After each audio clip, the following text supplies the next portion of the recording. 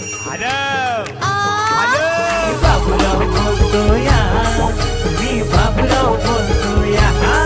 आत्ता ग भया. कोण?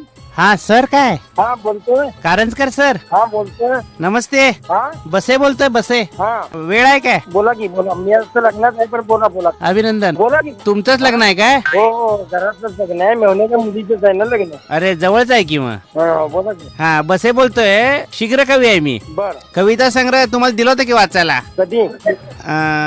छापण्यापूर्वी. छापल्यापूर्वी? हा हस्तलिखित दिलं होतं की. नाही माझ्याकडे काय हस्तलिखित मिळालं नाहीये. मग छापलेलंच बघितलं काय तुम्ही?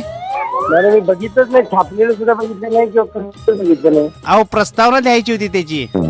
कुठला विषय कोणता आहे? सर्वसामान्य. सर्वसामान्य आहे पण कवितेचा काव्यसंग्रहाचा विषय कोणता आहे असं म्हणतो. म्हणजे गणित भूमिती वगैरे असं अवघड विषय नाही आहेत. मी काय म्हणतोय काव्यसंग्रह गणित भूमितीवर लिहितच आहे ना. होय होय लिहिलेत की. म्हणजे एका रट्ट्यात बसून मी कविता सुरू केली नाही की मी कोणीतरी थांबवेपर्यंत थांबवतच नाही मी. असं एवढं शीघ्र कवी.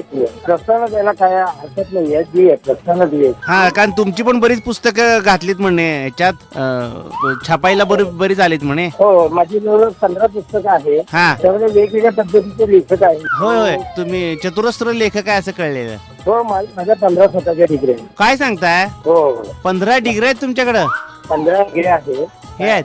हा आणि स्वतःच आहे. काय सांगताय? वाईटच आहे म्हणजे सर. म्हणजे काय पाहिजे माझ्याकडनं सांगा. मी कुठली सेवा आपली करू शकतो? अहो सेवा काय असं बोलणार सर. लाजवताय तुम्ही आम्हाला. नाही लाजवत नाही. कारण माझा शिक्षकी देश असल्यामुळे अगदी अगदी माझ्याकडनं जी काही सेवा होईल ती करायला तयार आहे. आणि कधीही मी तुमच्या सेवेसाठी हजर राहू शकतो. हो सर.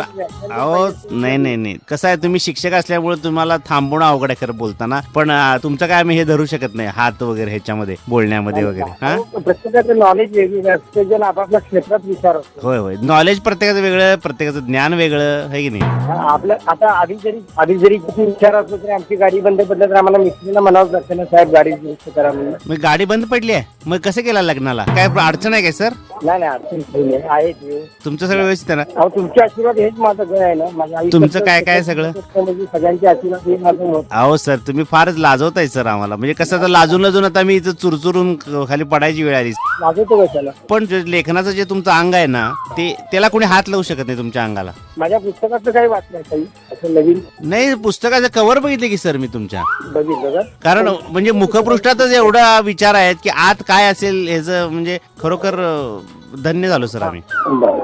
आता बोला माझ्याकडलं काय काय तुम्हाला सेवा पाहिजे, कुठली प्रस्तावना पाहिजे, विषय काय आहे? नाही सर सेवा शब्द तुम्ही वापरू नका. पहिल्यांदा एक तुम्हाला मी सरळ स्ट्रिक्ट वॉर्निंग देतोय. हॅलो हा कोण होते का फोन? कट मध्ये तुम्ही जेवणाच्या पंक्तीत आहे काय सर? जरा बाहेर आहे की. नाही मी जेवणाच्या हॉलमध्ये बाहेरच आहे. हा झालं ना जेवण? कधी होय ना.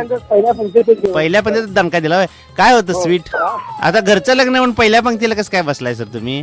कारण मला परत कोल्हापूरला यायचं. होय. आणि काय होतं मग मसाले भात होता का जिरा राईस?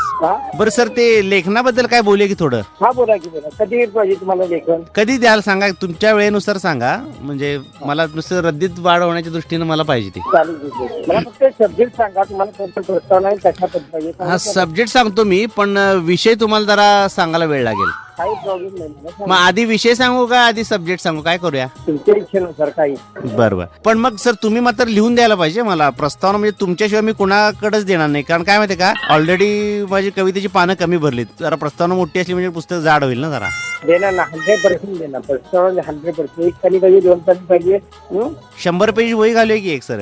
कशाला एवढी प्रसार पुस्तक कोण वाचणार नाही पुस्तक वाचायसाठी नाहीच आहे हो. रद्दीत भर करण्यासाठी आहे.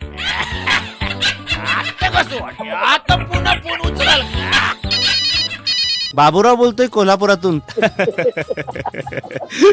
कार्यक्रम आवडीला ऐकतो. काय सांगताय? मला एक आहे की तुझं अभिनंदन करावं. पण सर तुमची खूपच चेष्टा केली त्याबद्दल गुस्ताखी माफ. तुमच्या मिसेस ममता आणि मुलगा मनीष त्यांचं पत्र आलंय आमच्याकडे. थँक्यू. असंच कार्यक्रम संपर्कात राहत जावा. थँक्यू. बाबूराव बोलतोया, मी बाबूराव बोलतो.